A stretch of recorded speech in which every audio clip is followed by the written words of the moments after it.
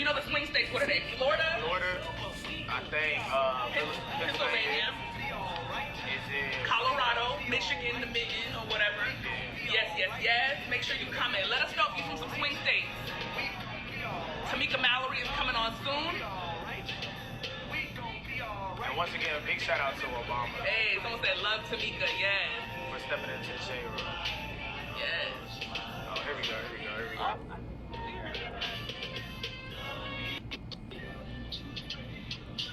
Hey, are y'all ready for Tamika? Queen Tamika, who's ready? We have a queen that just stepped into the shade room. Hey, y'all. Listen, I feel special. I'm on the Shade Room's stories or the live, whatever you call it. This is a big deal. We feel special. No, we feel I special. feel You were taking the special. time out.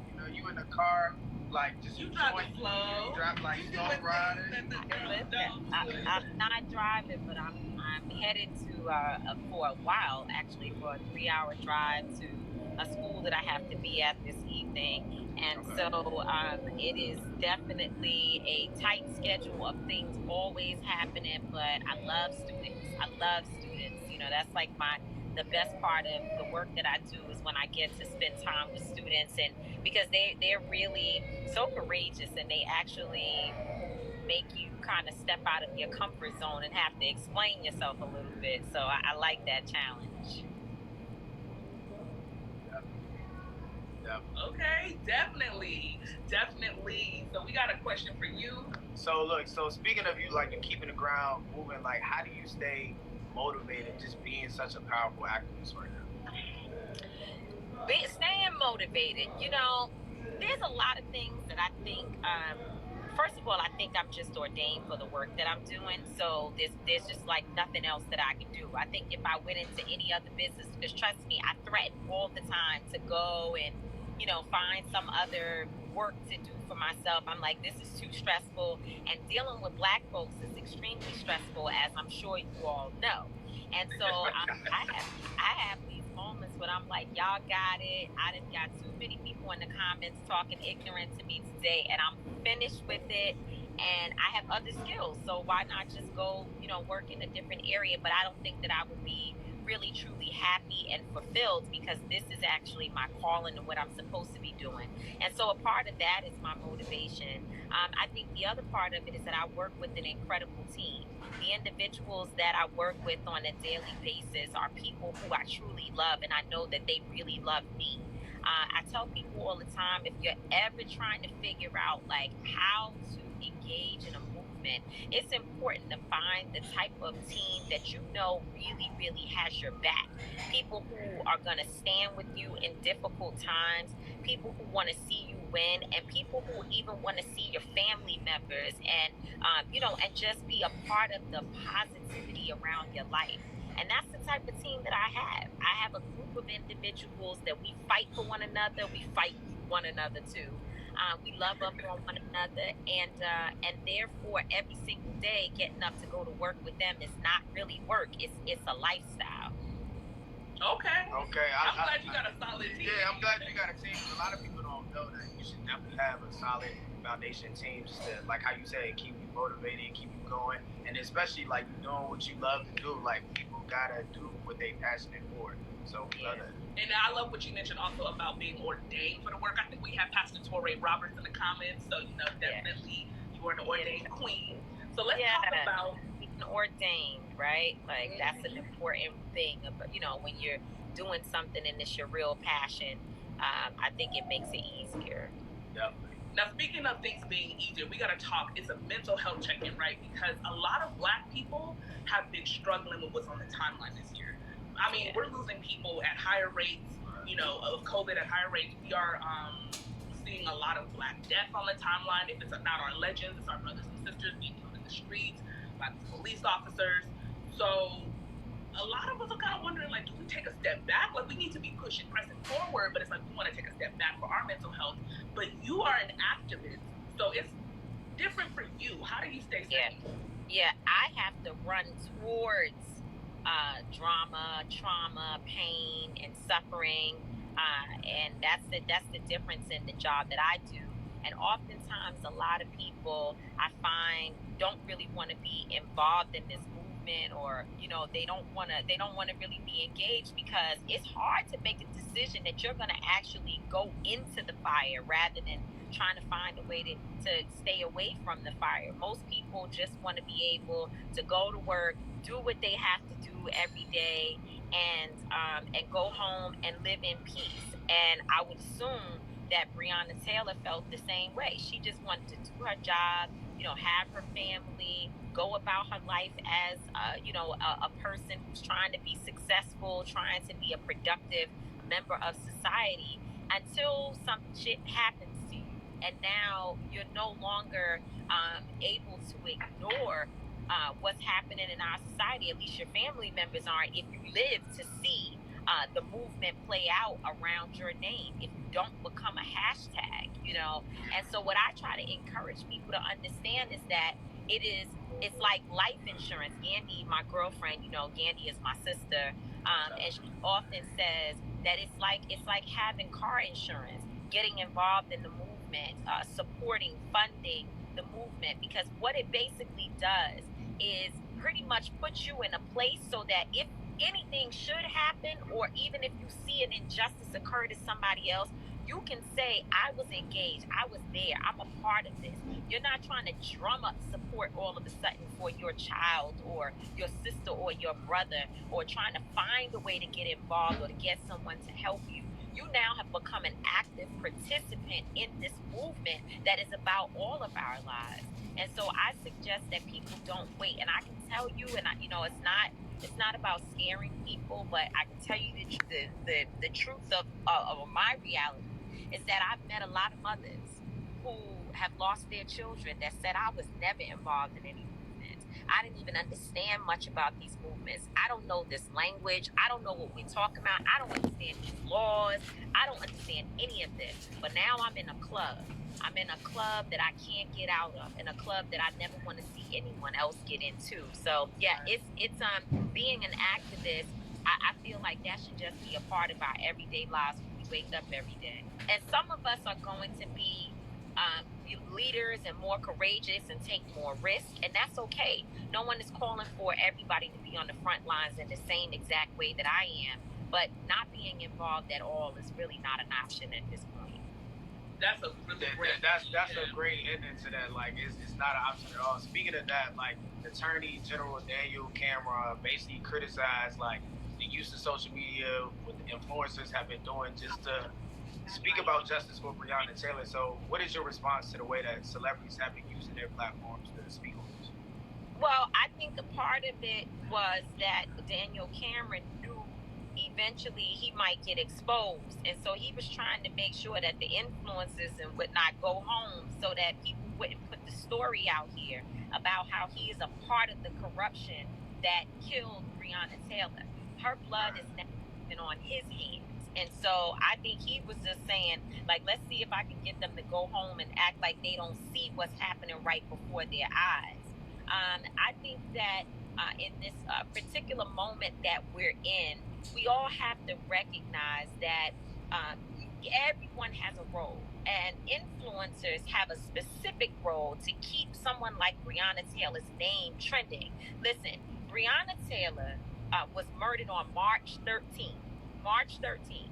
I did not show up in Louisville, Kentucky until late May. It was Memorial Weekend, to be exact, with my crew, my son, Linda Sarsour, and Attorney Angelo Pinto.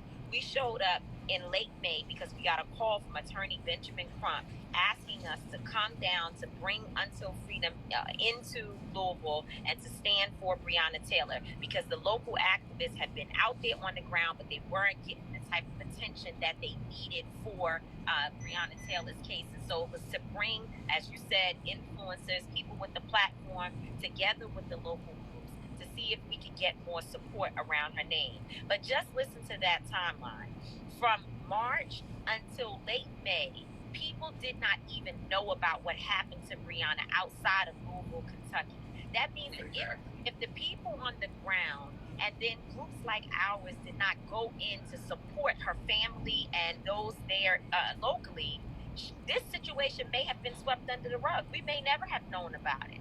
So the influencers helping, the Jada Pinkett's who showed up, Andy Smith Harris's, the Jamila T. Davis's, the Rhapsodies and MC Light and Common and Trader Truth and Kenny Stills. There's so many who have lent their support. YB Corday, and I want to get in trouble by continuing to talk about it, but it was because my son, myself, and others made that call out to say, hey, Code Red, we need everybody involved. So that mixture between celebrities who are genuine, mixed with activists on the ground and organizers is so important in order to keep people engaged in this work and to keep somebody like Breonna Taylor on the map. Right. Definitely. And we're super grateful for all of the celebs who've been involved. You obviously been on the front lines, because just yesterday there was an IG Live with Andy, and she talked about the experience being arrested. I personally, I don't know what I can do. Like 40 women in one cell with one toilet. It's filthy. It's like, and it's like you're doing all this for people who are trying to use their First Amendment right to protest, and they got arrested quicker than the people that actually killed Breonna Taylor. Like that's a sick thing. And not only have we been arrested, we've actually experienced tyranny, whatever the right way of saying the word. Y'all are smarter than me, but on the ground there in Kentucky, we've experienced. Last week we were flash bombed. We've experienced tear gas. We have experienced in Minneapolis. I know we experienced rubber bullets and all types of. Rubber bullets are serious. Yeah, the rubber bullets are serious. Like they're firing at people. It's meant for the shot at the ground, not at people. So. Don't even get me started. I've never been hit with one because God knows that I'm not prepared. God's probably like, you know what? My baby she's strong and all of that, but she really is not strong enough to get hit with this good old rubber bullet, because I'll be running around like, I'll probably say, for a few minutes. I can't even get tear gas. Yeah, no, but I would be out there with goggles. The goggles only help us so much. It minimizes, but it doesn't. No, that stuff, that tear gas, when it goes your nose and gets into the little cracks and crevices of your goggles and whatever, it can damn near kill you. It's no joke. My son was tear gassed when we were in Minneapolis around George Floyd, and he was like messed up. Like he was sitting for multiple days. So when you think about, what people are experiencing, because we are just saying, I don't want to die. I just want justice. Right. That's all we want. That's all we want. It's justice, and I don't want to die. And to have people respond with such a level of vitriol, and then in Kentucky, what I'm seeing and what I have observed is that the militia is being allowed to police us as well. So we see the white militia on the ground, and we know in Rochester, Kyle Rittenhouse, the 17-year-old, he traveled across state lines, shot two protesters, and blew another person, or killed two people and blew another person's arm off. So we're up against the white militia, we're up against the police, the National Guard, the Black Ops, these other specialists that Trump is sending around the country, and a president, and a president who actually agrees, supports, and encourages this behavior. So if you don't think that it's time to vote, I just don't know. I really don't know what you are seeing, because what's happening right before our eyes, it doesn't mean that there's going to be another president that comes into office who's going to change everything and do all of these great things. No, that's not what we're seeing right now. Unfortunately, we're in a situation in this moment where we're having to potentially choose candidates that would not be our number one pick, maybe not even our number 5 pick. Yet and still, there's a big difference between the way that Donald Trump is behaving and the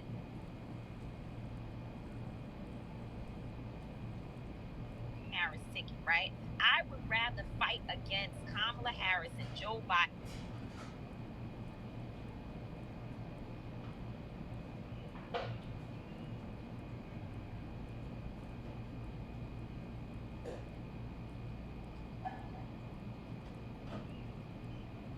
with and, try to negotiate, have a conversation, even, and I'm not saying that we don't have to still protest, that we don't have to still push. What happens is that we often we do the voting part, but we forget about the pressing after we vote. And so I know we have to do that, but I prefer to press Biden and Harris. Let me put it the right way, because I be wanting to say Kamala and Biden, because she gonna be my. But anyway, I rather fight against them than to fight against Donald Trump, who is literally sicking white supremacists on us across this country. And Until Freedom released the campaign yesterday that shows all of the violence against protesters over the last several months. And at the end of it, it says, if y'all don't vote, they will kill us. And we really mean that, signed by the protesters. People say protect Tamika at all costs, but I'm going to tell you, there are literally drones over my house at night after I leave the protests on the streets in Louisville. There are unmarked cars following us. There are death threats coming in. So this is not a game. It's not a joke. Right. And if we don't change over the leadership in this country, what's going to happen to us, because what we see that we're up against right now is extremely dangerous, and this is not the time to play around. People need to vote, and don't vote on November 3rd. Vote early. Show up. Yes, just like Obama said. He stepped in the shade room. He wanted to make it clear. It's not just about voting. It's about voting early. Exactly. So honestly, Tamika, there has been a lot of confusion now surrounding the Breonna Taylor case since this new footage came out and the new ballistics report came out that are contradicting what the cops were saying and Attorney General Daniel Cameron were saying. Can you give the roommates a little more insight on what's going down and what we can look forward to with the federal investigation? So hopefully, first of all, tomorrow we will see the transcripts released that will give you some insight on what happened within the grand jury proceedings. And that is because the judge in the case has basically said that has issued or said that the Attorney General's office has to release those documents based upon the one person who actually was indicted. And so we will see a lot of information. But what is even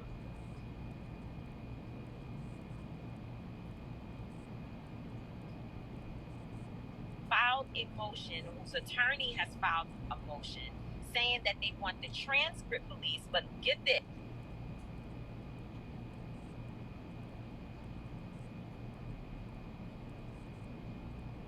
Grand jury can also speak to what is being, so that the grand, okay, so what did you hear? Because this is important. Yeah, it's pausing. It's like pausing, like in like every little moment when you're speaking. Yeah, back to the grand jury. All right.